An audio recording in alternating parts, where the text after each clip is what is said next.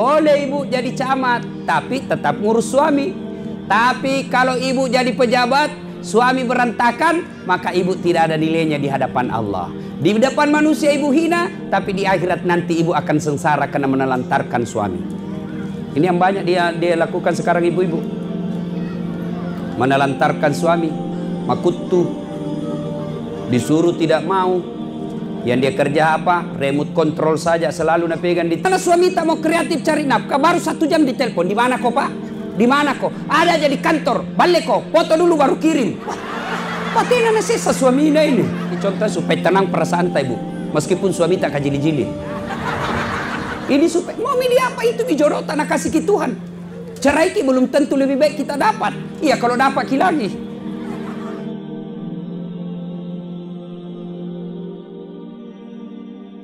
Ya ayyuhalladzina amanu sallu alaihi wa sallimu taslima. Sesungguhnya Allah dan para malaikatnya bersalawat kepada Rasulullah Muhammad sallallahu alaihi wasallam. Maka wahai orang-orang yang beriman, bersalawatlah kalian kepada Rasulullah dengan sebaik-baik salawat. Ibu bapak, saudara-saudara sekalian, teristimewa yang kita hormati, Bapak Bupati dengan Wakil Bupati beserta Ibu Ketua DPRD Kabupaten Luwu Timur beserta anggota, dan semuanya, saya mohon maaf saya tidak bisa sebut nama tak satu-satu. Di samping kasih habis waktu, juga saya tidak tahu semua nama tak. Bayangkan kalau ku sebut ki satu-satu ini habis waktu. Sebelum saya lanjut ceramah, itu yang pegang HP simpan dulu HP tak. Simpan dulu, itu namanya setan kota. Simpan dulu. Sebentar pilih lagi foto-foto. Sebentar pilih.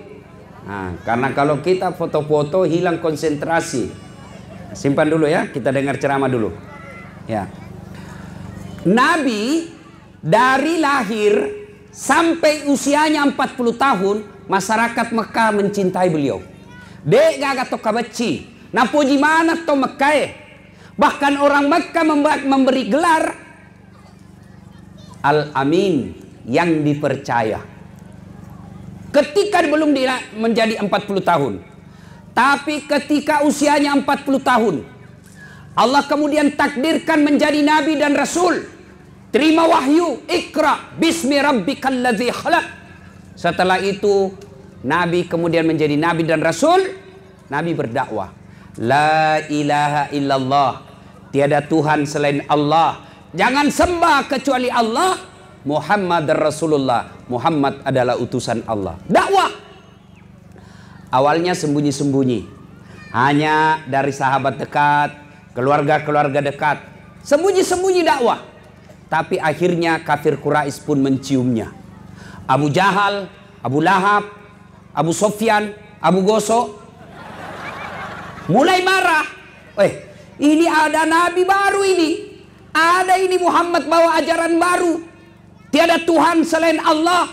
Jangan sembah kecuali Allah. Hanya satu Tuhan. Marah Abu Jahal. Dia bilang bagaimana caranya ini agamanya Muhammad?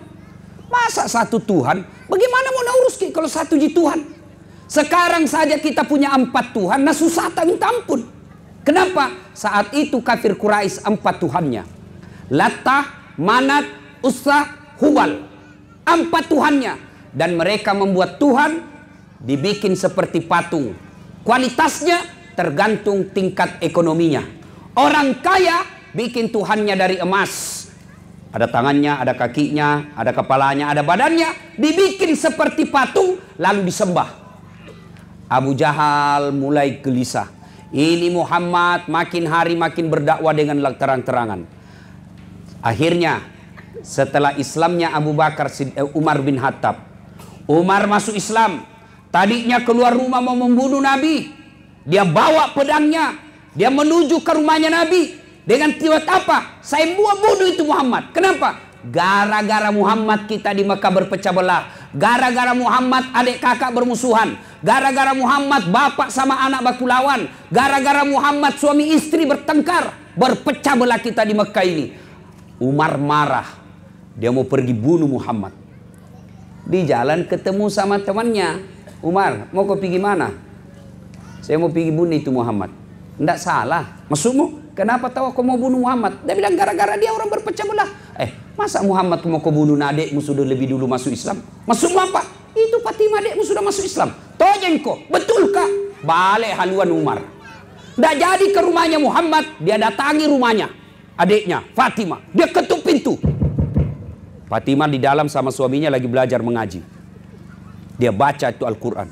Langsung, siapa? Umar. Malah ngasih di dalam, mati mi kacau ini. Kacau mengi, mapasimum miseng Umar ini. Begitu Umar buka pintu rumahnya, dia angkat itu iparnya, dia cekek lehernya, dia banting. Ternyata kau masuk Islam rupanya sembunyi-sembunyi. Adiknya si Fatimah, dia lihat suaminya kau dibanting, sesak napas dicekek lehernya, dia tarik Umar. Umar, jangan kau mati suamiku. Kau juga, jangan kau banyak bicara situ. Disikut, tempeleng. Adiknya robek bibirnya, jatuh. Fatimah lalu berkata, Umar, kenapa kah saya masuk Islam? Marah kok. Marah kok kalau mau kau marah. Kau bisa kuasai fisikku, kau bisa jaga fisikku, tapi kau tidak bisa hancurkan akidahku. La ilaha illallah Muhammad Rasulullah. Umar kaget. Barusannya ini adikku lawan kak. Akhirnya Umar mundur, duduk sambil merenung. Pasti ada sesuatu ini. Barusannya ini adikku lawan kak. Duduk dia merenung. Dia ingin menenangkan hati adiknya. Minta maaf kak adik. Saya hilaf. Jangan kau sentuh saya. Kau kafir. Adiknya makin kelihatan tegasnya.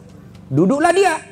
Tiba-tiba dibawa kain, dibawa tempat duduknya itu. Fatimah dilihat ada gundukan-gundukan. Apa? Tulisan Al-Quran yang ditulis di kulit unta. Umar bilang, apa itu? Kitab suci. Nabi bilang, Umar kasih lihat saya kak. Tidak boleh. Ini tidak boleh disentuh orang kafir. Kasih lihat mah dulu. Sekeknya ini. Nggak, tentu dalam riwayat tidak Nabi bilang sekeknya ini. Ini bahasanya Ustaz Das'ad. Supaya enak didengar toh. Ya Ustaz zaman now. Kasih lihat mah dulu. Bilang boleh ji. Tapi piko dulu cuci tanganmu. Ini kitab suci. Tidak boleh disentuh oleh sembarangan. Umar penasaran. Dia pergi bersihkan tangannya, lalu dikasih itu kitab dan dia baca. Apa yang dia baca? Surat Taha. Lalu Umar baca, weh, ini ke ayat natakutin orang kafir kita ini selama ini. Ini ke ayat yang ditakuti selama ini. Nadu barang bagus ini. Umar dapat hidayah. Langsung dia bilang, di mana Muhammad? Dia bilang, tiajak kasih tahu kok. Adiknya bilang, biar kau bunuh kan, tidak bakal saya kasih tahu kok. Kasih tahu, mak di mana? Dia bilang tidak mau kan, nanti pikir lagi pasimbun di situ. Dia bilang tidak, peace, damai. Akhirnya Umar balik haluan, dia datangi rumahnya Nabi. Masih dengan pedangnya. Sampailah di tempat berkumpulnya Nabi. Dia ketuk pintu Umar. Kaget orang di dalam. Wih! Dia bilang sahabat yang ada di dalam. Di dalamnya ada Nabi Muhammad SAW, ada Abu Bakar Siddiq, ada Hamzah radhiyallahu an yang lebih dulu masuk Islam, ada beberapa sahabat di dalam. Ada juga Mu'adz bin Jabal. Push! Ketuk, kaget orang semua di dalam. Umar, mati nih. Dia bawa pedang. Nabi bilang Hamzah, buka. Karena Hamzah juga preman pak, jago tongi. Dia rewatong, pamannya Nabi. Nabi bilang Hamzah, buka.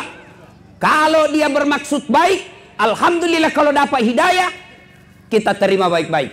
Kalau dia bermaksud jahat, borongi. Yang kebanyakan di dalam tuh. Diborongi kalau macam-macam nih. Buka pintu. Begitu buka pintu, Hamzah langsung maju. Dia buka, dia ambil lehernya Umar, dia banting ke dinding. Kenapa kau datang ke sini bawa pedang? Nabi bilang Umar, peace, damai. Saya bukan mau bikin kacau bos.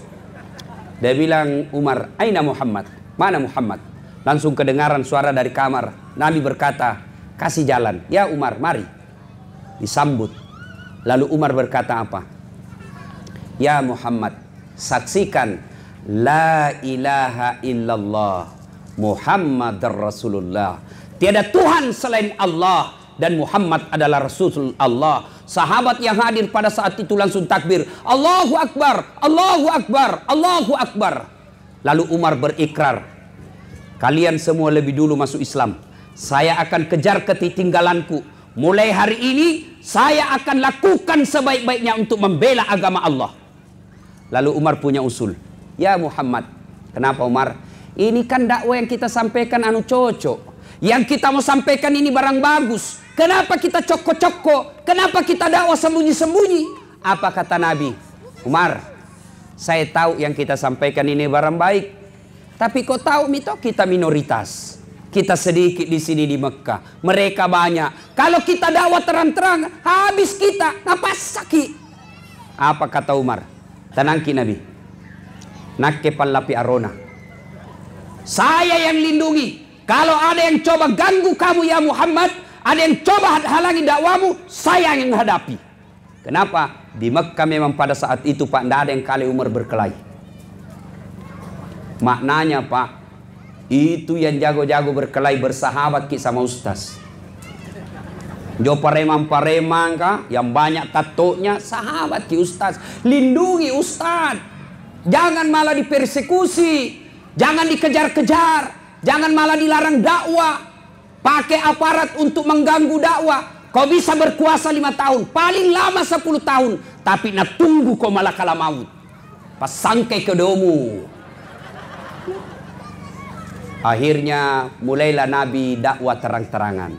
Sebelum Umar masuk Islam, dakwah sembunyi-sembunyi. Setelah Umar masuk Islam, dakwah kemudian dilakukan terang-terangan. Bahkan secara terbuka. Kalau tadinya Nabi sembunyi-sembunyi, kemudian setelah Umar masuk Islam, sahabat kelilingi Ka'bah sambil mengucapkan La ilaha illallah, La ilaha illallah. Mereka bergerombol. Melihat ini, Nabi dan para sahabat keliling Ka'bah sambil tahlil, La ilaha illallah, La ilaha illallah. Didengar sama Abu Jahal yang lagi rapat.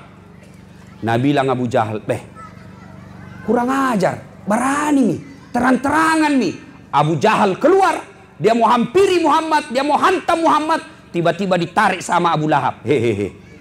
Hati-hati kok, ada Umar di dalam. Bisa kau lawan Umar? Ya tadinya mau maju, mundur. Aku singa lapar. Mundur. Akhirnya mereka tidak bisa ngapain setelah ada Umar bin Khattab. Suatu ketika mereka rapat. Abu Jahal, Abu Lahab, Abu Sufyan rapat.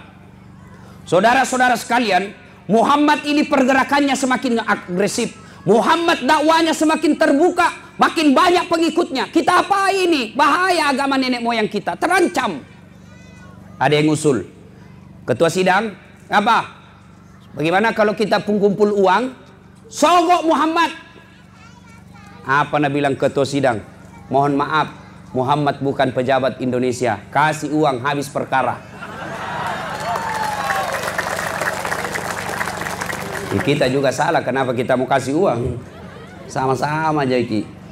Nah bilang salah orang pejabat Ustaz mau disogok.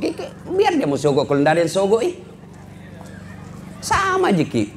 Kita juga ibu-ibu kalau pilkada mau semua aja Ki ambil jilbab. Sogok juga semua itu. Kalau begitu tolak ini, tidak mempan kau kasih duit. Kalau begitu cari cewek paling cantik, bawa ke Muhammad untuk dikasih hadiah Muhammad. Apalagi Nabi bilang ketua sidang, tidak mempan bos. Muhammad bukan pejabat Indonesia, kasih perempuan hijau matanya. Kalau begitu bagaimana? Oke, kalau begitu kita kasih jabatan paling tinggi Muhammad. Kita lantik dia sebagai raja di kota Makkah ini. Dia sebagai pemimpin utama. Apa dia bilang? Tidak mempan kau sobok jabatan. Sudahlah, tidak ada itu. Uang tidak mempan.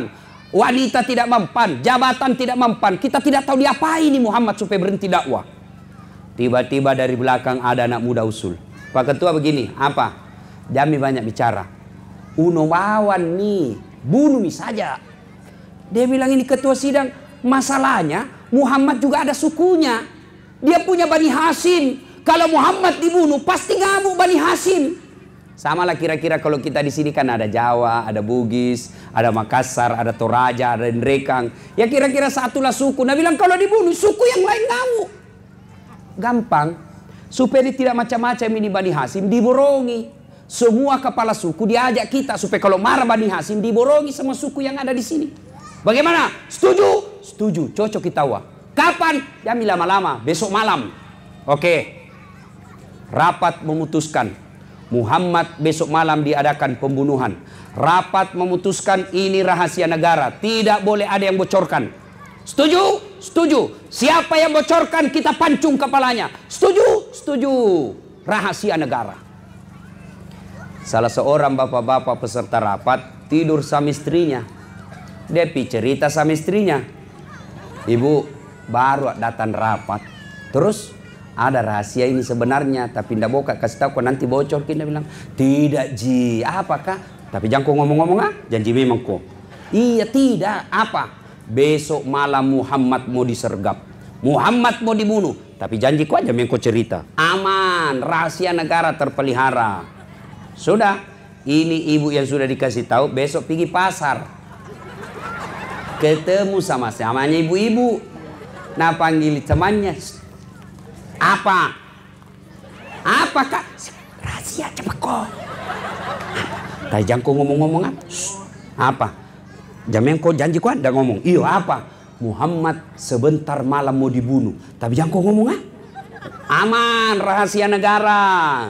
Sudah dikasih tahu ini tadi, pergi lagi sama tetangganya. Sini kau dulu. Apa? Rahasia nah, jangan kau ngomong-ngomong. Ternyata akhirnya bocor. Dari dulu ternyata perempuan tidak boleh dikasih tahu rahasia negara. Pasti bocor. Maka Pak Bupati, Wakil Bupati, Ketua DPR, Pak Camat, jangan kasih tahu rahasia jabatan ke istri. Pasti bocor itu. Mau ditanda tangan SK tiba-tiba ibu keberatan, akhirnya ndak jadi. Berapa kasus seperti itu. Kita baik sama bupati, ternyata istri bupati yang marah. Kadang-kala begitu. Ya, maka rahasia negara simpan baik-baik, jangan kasih perempuan. Kalau nak tahu bocor nih. Fitrahnya memang perempuan itu begitu. Coba kalau pengajian begini itu banyak itu rahasia beredar. Dia nak cerita tapi bibirnya mulai itu orang baru masuk nak lihat mulai dari ujung rambutnya sampai ujung kaki nak lihat semua. Dia itu nama cerita tapi bibirnya dong. Itu kayak itu ibu-ibu biasa saya lihat. Nah lihat itu dengan muka yang sinis. Dia tidak ngomong tapi mukanya. Iya toh ibu? Ya, ya. Coba. Saya pun nacalah. Nah bilang ada bisa di ustaz itu bajunya tahun lalu. Padahal dia tidak tahu banyak bajuku begini bu. Bapak saudara-saudara sekalian, akhirnya satu Mekah tahu yang tadinya tidak boleh bocor akhirnya bocor gara-gara ulah perempuan. Nabi pun tahu pak. Dari mana Nabi tahu? Dari intel, ya kepala BIN. Siapa? Malaikat. Muhammad, sebentar malam akan ada penyergapan. Hati-hati kok. Dimengerti? Ganti korek, siap. Di kopi, lapang 6. Disergaplah, dikepunglah rumahnya Nabi. Yang kepung ini pasukan-pasukan khusus. Dikepung rumahnya Nabi. Ya kira-kira kalau sekarang Densus. Detasmen khusus. Kepung. Yang jago semua berkelahi pak. Allah perintahkan Jibril. Jibril, suruh kau Muhammad baca ini ayatku. Ada yang tahu? Ayat yang dibaca Nabi? Ada yang tahu? Saya kasih hadiah kalau ada yang tahu. Nah, apa ayatnya? Nah, ini hadiah. Dai kau sini kasih kau hadiah. Cepat kau. Cepat kau kasih kau hadiah. Cepat. Jangan kau malu-malu. Lentong itu kalau uang ustaz dengan uang bupati. Hadiahmu ini dek. Ya, makasih. Ayat yang dia baca, Allah perintahkan. Baca ini ayat. Bismillahirrahmanirrahim. Wa ja'alna min baini aydihim sadda wa min halfihim sadda fa'agasainahum fahum la yubsirun. Di muka mereka kami pasang dinding, belakang mereka kami pasang dinding, kiri kanan mereka pasang dinding, seolah-olah mereka tidak melihatnya. Mereka seolah buta. Nabi lewat tidak ada yang lihat. Bayangkan, inilah yang dia baca anak mahasiswaku kalau ada polisi lalu lintas rahasia. Nah dia ada rahasia. Nah baca Bismillahirrahmanirrahim. Wa ja'alna min baini adihim wa min khalfihim safahan. Bismillah. Pas lewat bunyi sempritan. Dia datang ke saya, dia bilang, Ustaz pak bale-bale, sambaran mulut Ustaz bale-bale. Ada pintu Ustaz bale-bale. Maksud apa? Ku baca itu ayat pak, ditilang ja. Kenapa bisa ditilang? Kau nak bilang dah pakai helm. Ku bilang bukan ayat, salah kau yang dongo. Pasti dah gapa kau. Apalagi tu polisi nak hafal juga itu ayat.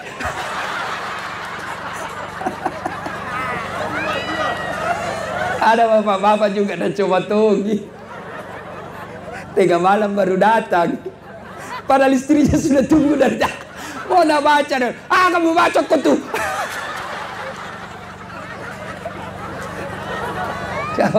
Sudah. Nabi keluar pak. Biiznillah. Dengan izin Allah. Tidak ada yang lihat. Padahal riwayat menjelaskan.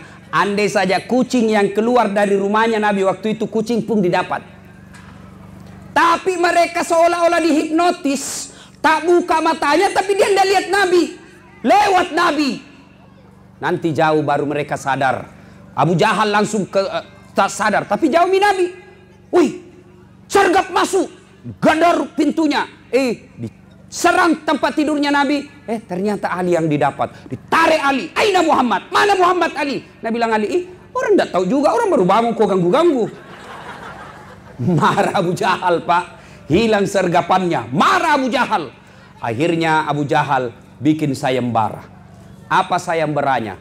Saudara-saudara sekalian bangsa Mekah. Saudara-saudara sekalian penduduk Mekah. Siapa yang mendapat Muhammad dalam keadaan hidup atau mati, saya kasih hadiah onta betina yang hamil. Onta betina hamil tidak ada suaminya.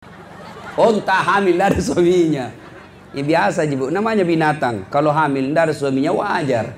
Tapi sekarang tuh banyak tuh perempuan mau sayang sama onta.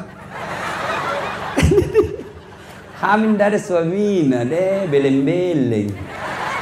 Nikah kok baik-baik. Jangan ku ambil panjar dulu cowok.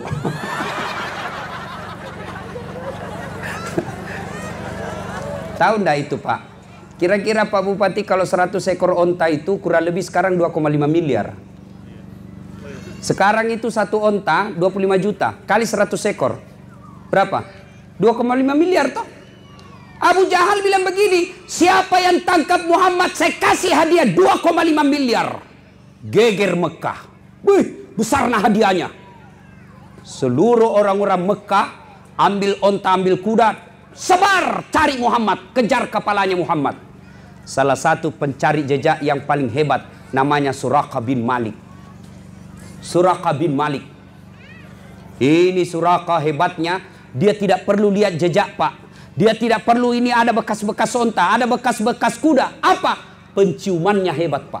Endusannya, dia cuma begini. Dia bisa tahu, oh di arah kanan, oh arah kiri. Wih, dasar latif. Kenapa? Bau Rexona.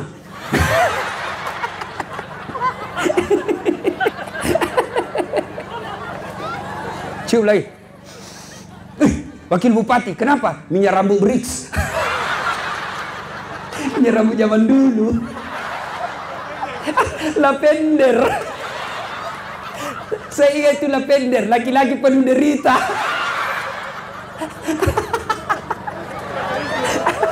Warna hijau, naik sedikit menjadi minyak kemiri. Kalau upacara keluar semua isinya. Nggak ada sekarang, nggak ada. Dulu kalau dipakai bukan satu jari, 2 jari kok bina. Lewat penuh debu. Ini Suraqah hebatnya, dia cium-cium saja pak. Oi, kanan, kiri, kanan. Hebatnya itu cari jejak pak. Dia dapat Nabi bersama Abu Bakar. Lalu dia dekati pak. Dia kencangkan kudanya. Tapi apa yang terjadi? Kudanya langsung standing, jumpingi pak. Nangkak kaki depannya, jatuh Suraqah. Naik lagi, mau dikejar, jatuh lagi sampai 3 kali. 3 kali terulang. Suraqah berkata, bukan orang sembarang ini. Barusannya ada seperti ini. Selama ini siapa yang saya cari pasti dapat, saya berhasil bunuh. Tapi ini kok tidak bisa. Dia ulang sampai 3 kali. Lalu dia berkata, itu yang masih orang dilindungi ini. Akhirnya apa? Dia berteriak dan dia dekati Abu Bakar. Ya Abu Bakar, sampaikan kepada temanmu itu. Maksudnya kepada Nabi. Abu Jahal bikin pengumuman. Kepalanya itu saudaramu, sahabatmu. Itu hadiahnya 100 ekor onta. Semua orang-orang yang benci sekarang lagi cari kamu. Sembunyi kau cepat. Ini ada bekal saya bawa. Bekal yang saya bawa untuk mengejar kamu. Karena bawa bekal karena mau perjalanan jauh. Ini ambil, kau nikmati. Lalu Suraqah berkata, La ilaha illallah Muhammad Rasulullah. Tiada Tuhan selain Allah, Muhammad Rasulullah. Ambil ini bekalku. Hari ini saya masuk Islam. Ya Abu Bakar, ambil ini. Lalu Nabi berkata, ya Suraqah, kalau kau betul menolong kami, tolong bantu saya. Bagaimana caranya supaya itu yang carikan dan dapat kak? Baik kalau begitu. Suraqah termasuk Umar bin Khattab keluar rumah ingin membunuh Nabi. Keluar rumahnya murka, keluar rumahnya jengkel, tapi pulang dapat hidayah. Kita sebagian umat Islam keluar rumah bawa dalam keadaan Islam, tapi pulang bawa murka Allah. Berapa banyak orang sholat subuh dimulai pagi hari, sholat duha di pagi hari, keluar rumahnya, tapi apa dia bawa pulang? Murka Allah. Apa dia bawa murka Allah? Bawa barang haram. Suraqah bin Malik, Umar bin Khattab keluar dalam keadaan marah, jengkel, dapat hidayah pulang ke rumahnya. Mudah-mudahan kita ini Pak pulang pengajian juga bawa hidayah pulang ke rumah. Jangan sampai kita kurang dari sini tidak ada hidayah yang kita bawa pulang. Akhirnya Suraqah balik ketemu sama yang mau mengejar Nabi. Nabi bilang Suraqah, oi cikali, ajak mulalo ke. Dek nagaga, kurang mulalo saya sudah sisir ini. Tidak ada Muhammad di sini. Sudah mau, jangan kau lewat sini. Orang semua percaya karena Suraqah orang hebat. Akhirnya mereka pulang. Pulang, tapi Abu Jahal tidak putus asa. Tetap saja dia kejar. Akhirnya Nabi masuk ke Gua Zur. Tahu Gua Zur Pak? Ibu bapak yang pernah ke Tanah Suci, biasanya kan kalau kita wisata, tur, itu kan dikasih dibawa di situ di atas gunung, dibawa gunung, ditunjukkan oh itu Gua Zur. Disitulah Nabi dulu bersembunyi waktu dikejar. Gua Zur saya pernah naik Pak, kurang lebih 3 jam baru kita sampai. Ya, itu kalau kita berdiri di depannya mulut gua, begini lihat pasti didapat itu orang sembunyi di dalam, pasti didapat. Abu Jahal dapat itu Gua Zur. Nabi sembunyi di dalamnya. Abu Jahal ngintip. Gemetar Abu Bakar. Nabi bilang mati maki. Tidak apa maki ini Muhammad. Itombak nih, mati nih tahu kasih. Lawat nih, iruntuk nih. Tapi apa kata Nabi? Nabi tepuk pundaknya Abu Bakar. Ya Abu Bakar, la tahzan. Innallaha ma'ana. Abu Bakar, jangan kau takut, jangan kau cemas, jangan ragu, jangan sedih. Innallaha ma'ana. Allah bersama dengan kita. Akhirnya apa? Turun pertolongan Allah Pak. Apa yang Allah kirim? Burung ababil seperti hancurkan pasukannya Abraha ketika mau hancurkan Ka'bah? Bukan burung ababil. Apakah Nabi Allah mengirimkan pertolongannya melalui malaikat seperti ketika perang Badar? Bukan. Lalu apa yang Allah kirim? Makhluk yang sangat rapuh. Apa itu? Laba-laba. Tahu laba-laba? Tahu laba-laba? Bahasa Parisnya garangkang. Paris itu Bu, Pare-Pare dan sekitarnya. Tuh. Ini garangkang. Laba-laba bikin sarang. Pernah lihat sarang laba-laba? Pernah lihat sarang laba-laba?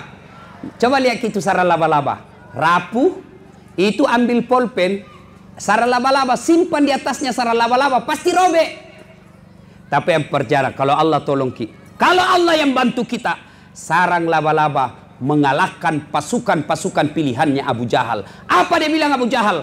Tidak mungkin ada Muhammad. Kalau ada Muhammad di dalam gua ini, pasti robek ini sarang. Akalnya sendiri mengalahkan akalnya.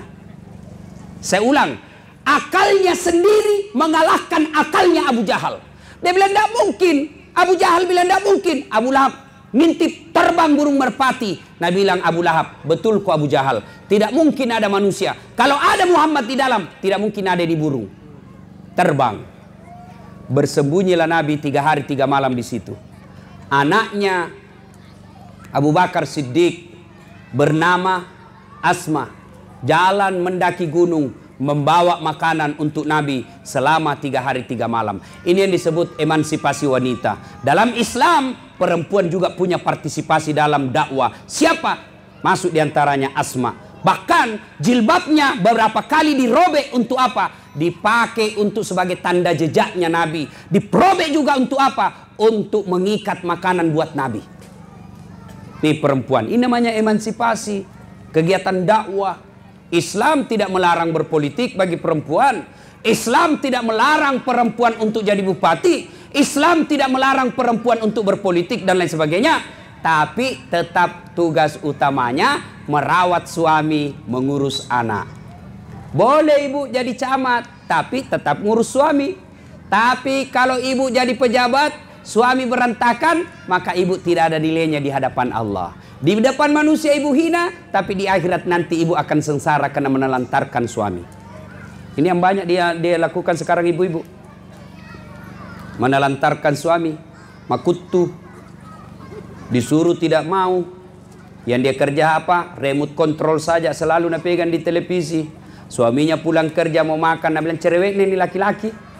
Itu Indomie masak. Baru suaminya takut juga sama istrinya. Ada di sini suami takut istri?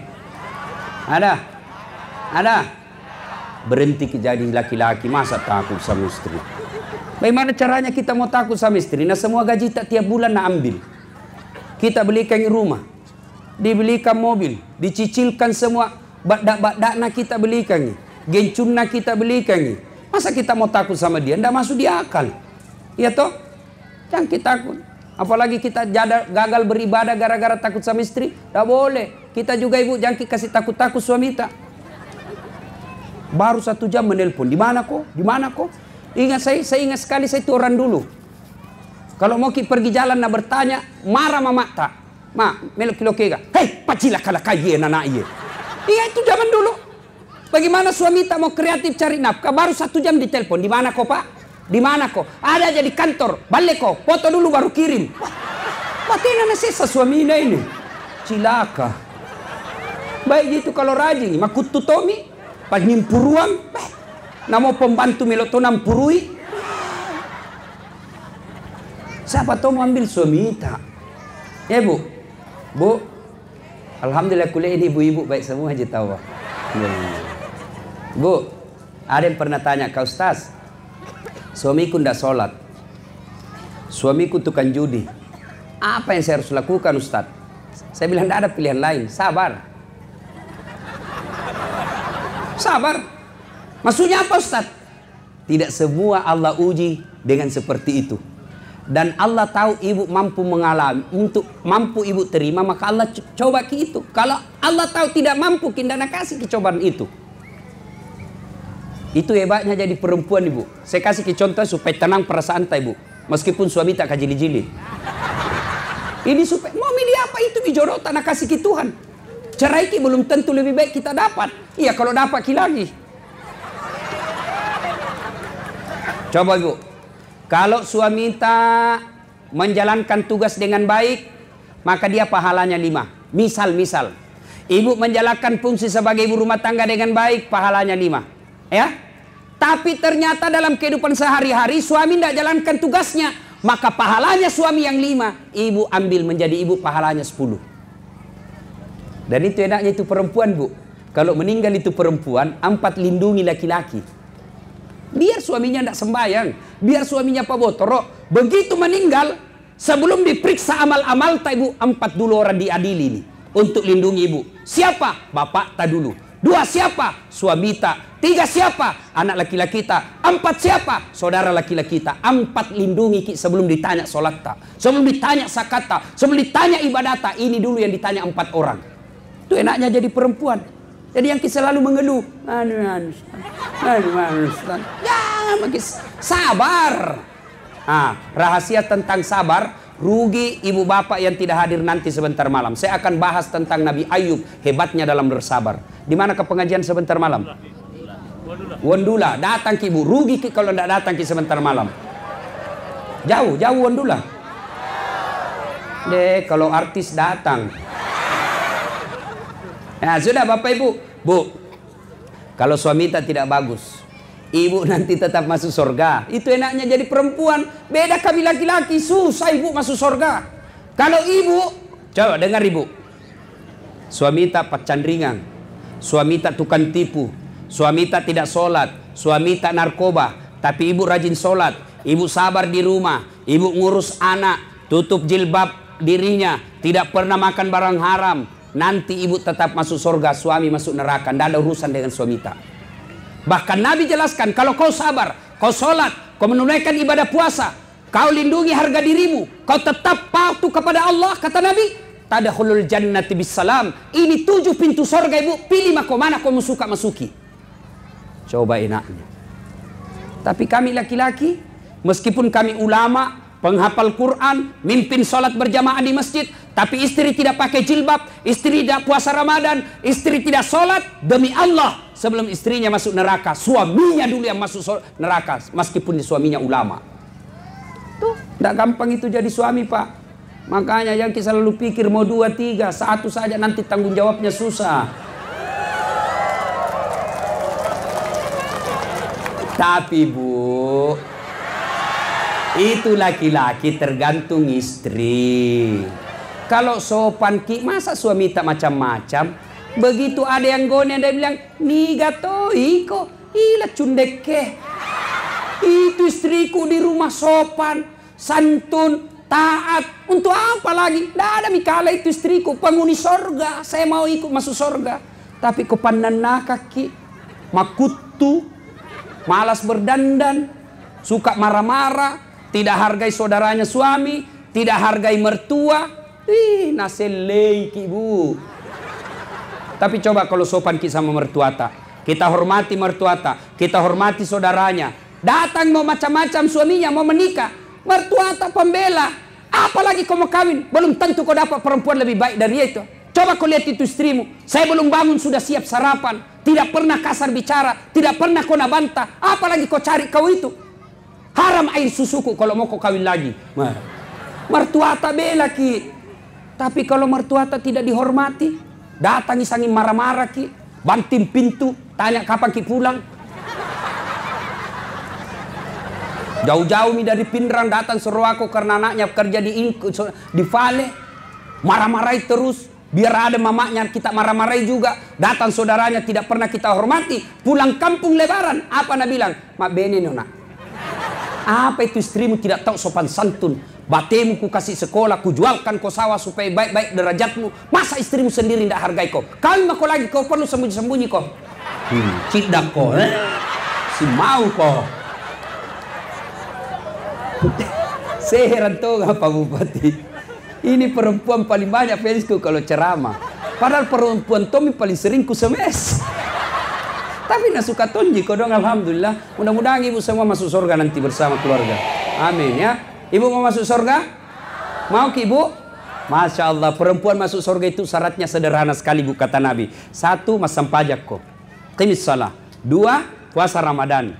3, jaga harga dirimu. 4, patuhi suamimu, kata Nabi. Masuk ke surga mana kau suka dari 7 pintu. Coba mungkin enaknya. Apa ini dunia Bu?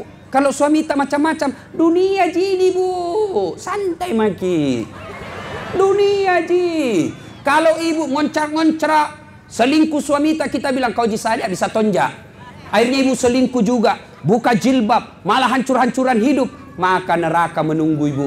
Kalau nerakanya dunia kita dapat, paling tidak ada orang dari lahir sampai mati menderita terus. Tidak ada orang susah dari bangun sampai tidur. Tidak ada orang susah, pasti ada senyumnya. Tapi kalau masuk ke neraka Bu, tidak ada senyum-senyum.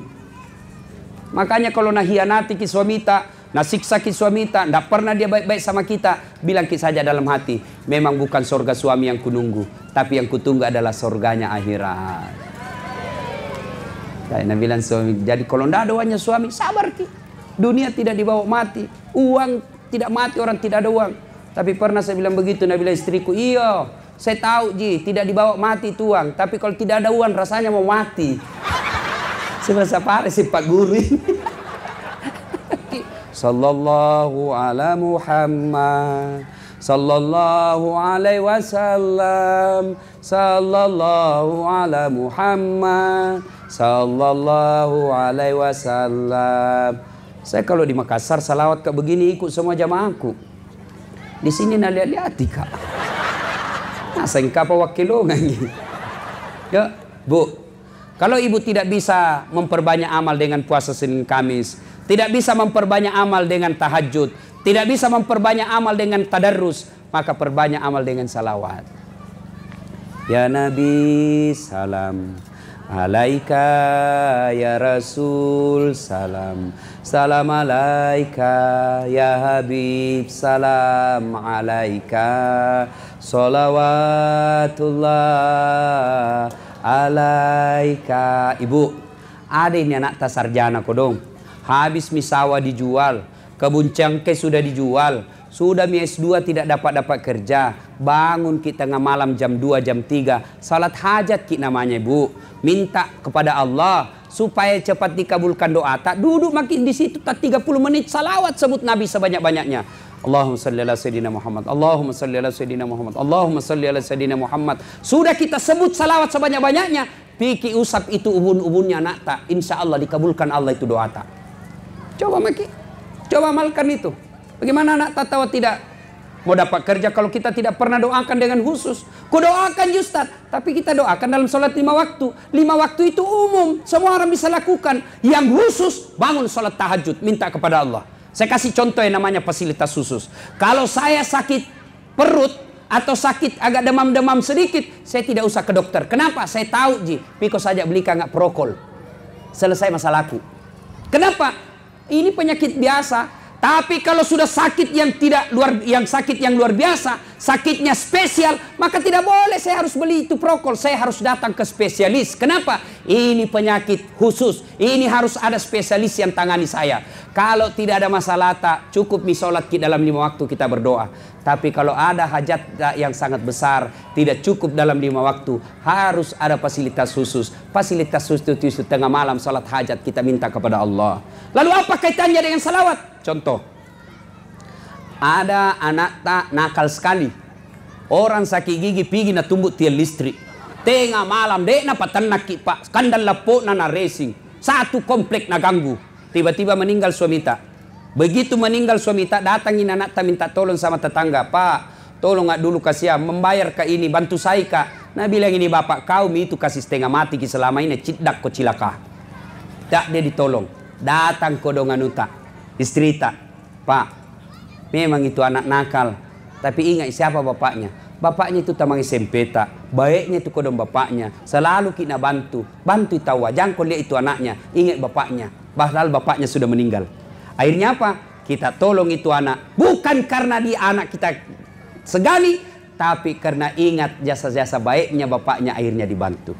Demikian juga dalam berdoa. Kalau Allah lihat dosa dan kesalahan tak tidak mungkin. Istri tak kita tipu, makanan kita kadang-kala haram, orang tetangga kita bohongi. Allah mau dengar doa tak tidak mungkin. Tapi karena kita sebut namanya kekasih Allah, namanya Muhammad kita sebut-sebut terus, akhirnya Allah dengarkan doa tak. Bukan karena lihat Bapak, tapi karena cintanya Allah kepada Nabi. Makanya duduk sambil salawat. Ya Nabi salam alaika, ya Rasul salam alaika, ya Habib salam alaika, salawatullah alaika. Nah, coba itu sambil duduk.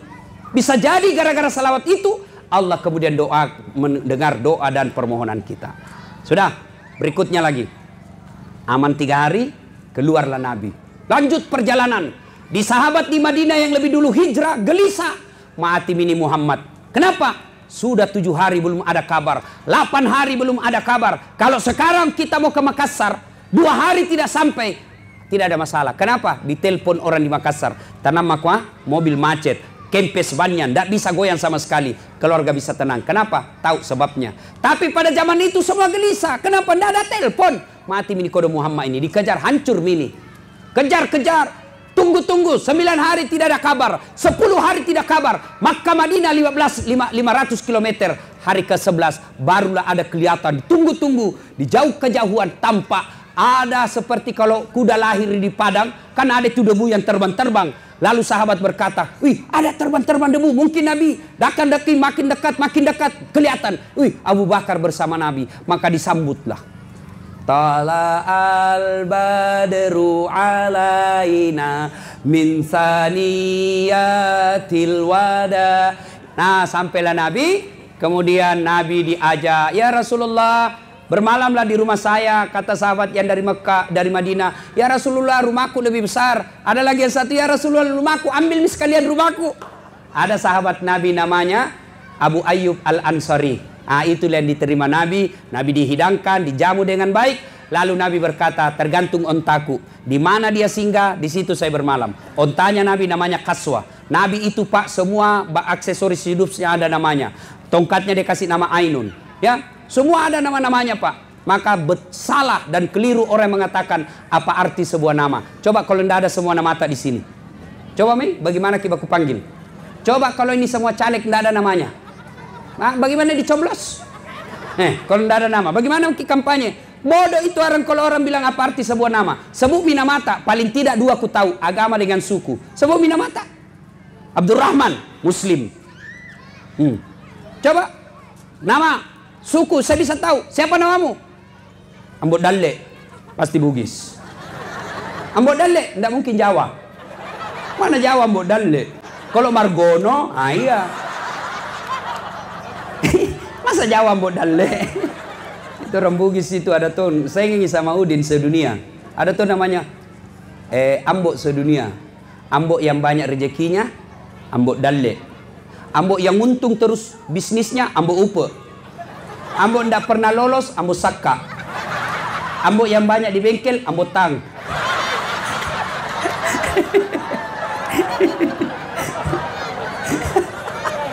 Ambok yang panjang umurnya, Ambok Tuo.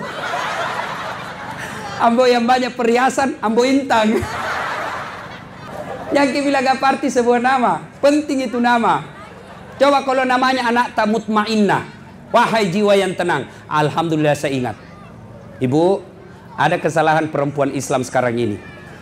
Itu jelas dalam Quran. Dilarang merubah nama orang tua. Misal, namanya anaknya Naurah. Bapaknya Nasrun. Begitu sudah menikah, namanya suaminya Das'at. Menjadi Naurah Das'at. Haram. Tidak boleh. Tetap namanya ibu Naurah Nasrun. Coba, kenapa bisa tidak boleh Ustadz? Karena mengaburkan. Misal saya namanya istriku kan Naurah Nasrun. Menikah kita pakai budaya barat. Menjadi Naurah Das'at. Jadi lari anakku nanti saya kasih juga misalnya Fatimah Das'at. Berarti Naurah dengan Fatimah saudara karena Das'at sama-sama di belakang. Siapa yang pernah dengar namanya Fatimah? Khadijah, istri Nabi. Apa pernah disebut Khadijah Muhammad? Tidak. Seperti disebut Khadijah binti Khuwailid. Istri Nabi Aisyah binti Abu Bakar Siddiq. Bukan namanya Muhammad di belakang. Ya, yang kasih salah-salah. Tulis baik-baik nama tak, terutama yang ada Muhammadnya. Tulis baik-baik. Jangan tulis nama Muhammad F. Namanya Muhammad Faisal. Nah tulis apa? M Faisal. Apa itu M? Minum, makan. Tulis baik-baik itu. Lebih baik F-nya kau singkat. Muhammad F. Jangan M Faisal. Jangan, itu nama mulia itu. Kecuali ada mahasiswaku, nah tulis namanya di absen. W Taufik W. Banyak na W nah, tulis kau panjang-panjang itu. Nah petongkang kau kambing. Tulis, nah bilang tak namu ayap saya Ustaz. Siapakah itu? Nah tulis. Wabillahi taufik wal hidayah. Wassalamualaikum. Jangan kau lampai dulu. Udah Bapak Ibu, panjang ceritanya ini tapi waktu maghrib sudah dekat. Hikmahnya mau saja. Hikmah dari kisah ini panjang sebenarnya. 1. Kenapa Nabi hijrah dari Mekah ke Madinah? Ditinggalkan kampung halamannya, ditinggalkan rumahnya. Bahkan ada orang yang ditinggalkan saudaranya.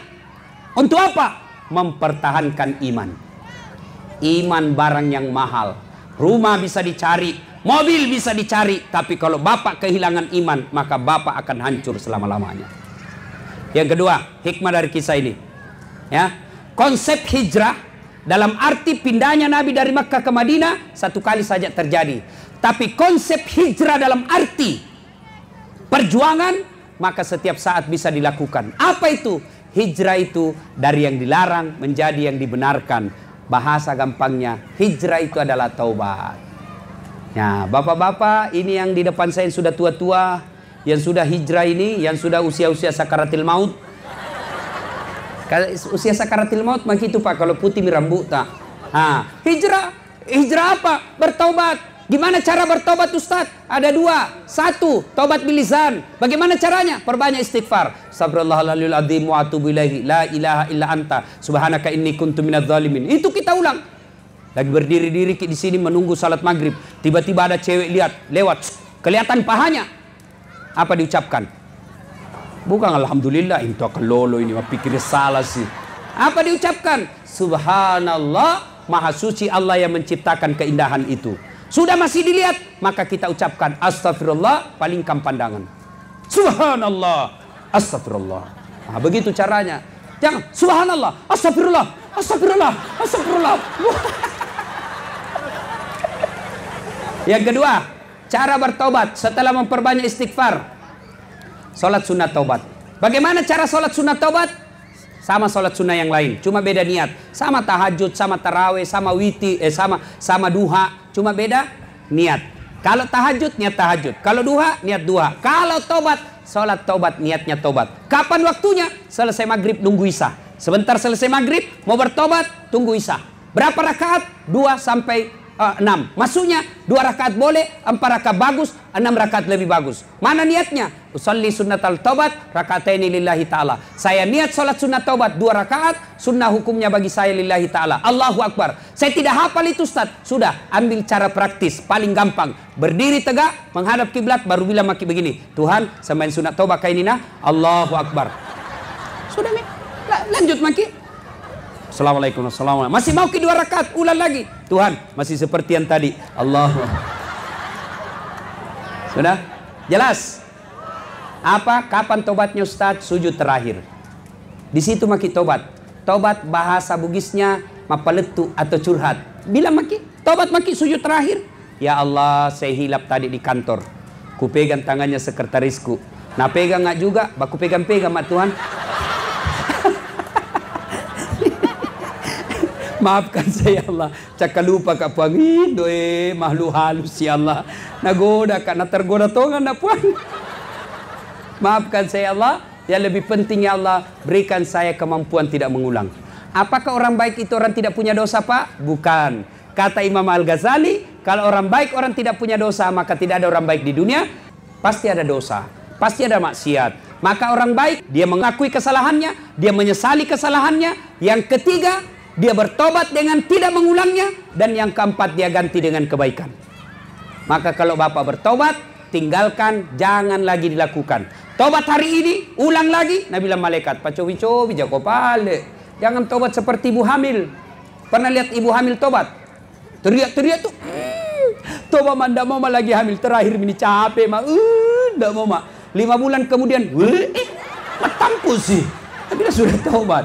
Ya ayyuhalladzina amanu tuba ilallahi taubatan nasuha. Ustaz, banyak dosaku Ustaz. Ampunan Allah jauh lebih besar. Nah, Ibu Bapak, saudara-saudara sekalian, inilah tausiah kita pada taklim kita kali ini. Mudah-mudahan ada manfaat. Insya Allah sebentar malam kita akan lanjutkan di tempat yang saya sebut tadi. Mengundang dengan hormat, Bapak Ibu datang ke sana, kalau bisa bawa anak tak. Ini koreksi buat kita. Itu anak-anak tak, coba bayangkan. Coba kalau kita kasih duduk, maka dia akan tahu sejarah itu hijrah. Sehingga ditanya, bagaimana kisahnya hijrah? Oh, begini terupanya namanya hijrah. Lari-lari ji semua, kapan dia dengar dakwah? Di TV dia tidak dengar dakwah. Ibu mau ceramai, ibu juga tidak tahu. Bapaknya mau ceramai, lebih-lebih lagi tidak tahu. Maka ketika ada pengajian begini Pak, suruh duduk anak tadi depan tak. Kalau perlu kasih uang, dengar kok itu Ustaz ceramah, saya kasih uang 20.000. Siapa yang mau dakwai anak kita? Akhirnya dia datang sia-sia saja, hanya capek-capek. Besok dia bisa lari-lari begitu. Tapi untuk dengar dakwah seperti ini tentu belum tentu ada dalam sebulan. Maka keliru kalau kita hadirkan anak tak lalu kita lepas pergi main. Mudah-mudahan dia akan datang anak-anak kita hadirkan dalam dakwah-dakwah. Terima kasih. Seperti ini. Terima kasih Pak Bupati, Pak Wakil Bupati. Pak Wakil Bupati juga ini sedikit lagi Ustadz. Tiap hari nak kiringi ke ceramah tiap hari. Hebat tuh ini Bapak. Berapa puluhan itu pejabat saya kenal. Satu-satunya pejabat yang selalu nasihati saya Pak Wakil Bupati. Luar biasa. Tiap hari. Dua itu ceramah nak kirimi ke satu pagi. Tapi kadang-kala ceramah kutonyi nak kirim ke saya. Tapi luar biasa. Itu bagian dari dakwah. Bayangkan kalau 100 broadcast namanya, 100 kita kirimi dakwah, 1 saja yang mengamalkan, maka Bapak dapat amal jariah. Dia amalkan itu sampai mati. Meskipun kita sudah dikubur, amal tak tetap jalan. Itu disebut amal jariah. Mari bantu dalam dakwah ya. Kita ikut dakwah melalui pesan-pesan kebaikan. Demikian, mudah-mudahan ada manfaat. Lebih dan kurangnya mohon dimaafkan. Sebelum kita akhiri, mari kita berdoa. Kita awali dengan mengirimkan suratul Fatihah kepada Rasulullah Muhammad SAW. Khasiat dan keutamannya kita ikhlaskan. Mudah-mudahan caleg yang hadir di tempat ini Allah angkat derajatnya dan terpilih. Dan yang lebih penting, dia istiqamah dalam menjalankan janjinya. Amin. Ila hadratil Nabi Mustafa Muhammad SAW. Al-Fatihah.